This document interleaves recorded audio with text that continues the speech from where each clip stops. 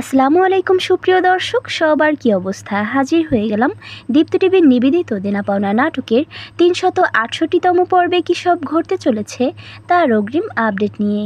এই পর্বটি কেউ মিস করবেন না, কারণ এই পর্বে আপনারা দেখতে পারবেন মিথিলাকে দেখা যাবে সে বা টাকার লোভে পড়ে পল্লবের কথার অবাধ্য হয়ে পারির বাবার কাছে গিয়ে টাকা চাইবে। আর ঠিক তখনই সেখানে পারি মিতুকে নিয়ে হাজির হবে এবং সব কিছু তাদের কাছে খুলে বলবে। সব শুনে পারির বাবা মিতুকে আপন করে নিবে এবং তাদের বাসায় থাকতে দিবে। তখন মিতু বলবে, আঙ্কেল আমাকে এত আদর করবেন না, আমি অনেক খারাপ একটা মানুষ, আমাকে এত আদর আর এত ভালোবাসা দিবেন না, কারণ আমি কখনোই কারোর ভালোবাসার মূল্য দিতে পারিনি। মিতুকে দেখে মিথিলাকে দেখা যাবে সে রাগে জিদে জ্বলতে থাকবে। ওইদিকে ইরফানকে দেখা যাবে সে সব কিছু শুনে অনেক বেশি কষ্ট পাবে এবং মিতুর চলে যাওয়ার কথা শুনে আরমানকে বলবে, আরমান ভাইয়া তুমি প্লিজ ভাবিকে ফিরিয়ে নিয়ে এসো, সে তো বাড়ি থেকে চলে গেছে। একথা শুনে আরমান বলে উঠবে, ও চলে গেছে ভালোই হয়েছে, তা না হলে ওর সাথে একই ছাদের নিচে আমি কিছুতেই থাকতে পারতাম না।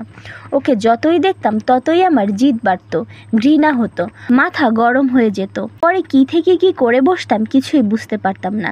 তাছাড়া মা ওকে যত দেখতো ততই কষ্ট পেত, এর থেকে এটাই ভালো হয়েছে।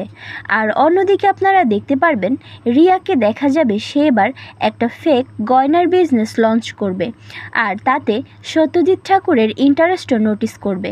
এসব দেখে রিয়া সৌরভকে বলবে, সৌরভ গুড নিউজ আছে, আমি কিন্তু সত্যজিৎ ঠাকুরের ইন্টারেস্ট লক্ষ্য করছি। এখন আমাদের কাজ হলো সত্যজিৎ ঠাকুরের ইন্টারেস্টের কথা মাথায় রেখে আজকে রাতের মধ্যেই একটা ইভেন্ট প্ল্যান করে ফেলতে হবে। এমন ইভেন্ট লঞ্চ করব যে সত্যজিৎ ঠাকুর কিছুতেই না করতে পারবে না। রিয়ার এমন অ্যাক্টিভিটিস দেখে সৌরভকে দেখা যাবে সে অনেক বেশি খুশি হয়ে যাবে এবং রিয়াকে আরও অনেক বেশি ভালোবাসতে শুরু করবে। আর এছাড়াও থাকছে আশ্চর্য সকল ঘটনা। সুতরাং সবাইকে দেনা পাওনা নাটকের আগামী পর্ব দেখার আমন্ত্রণ রইল। ধন্যবাদ।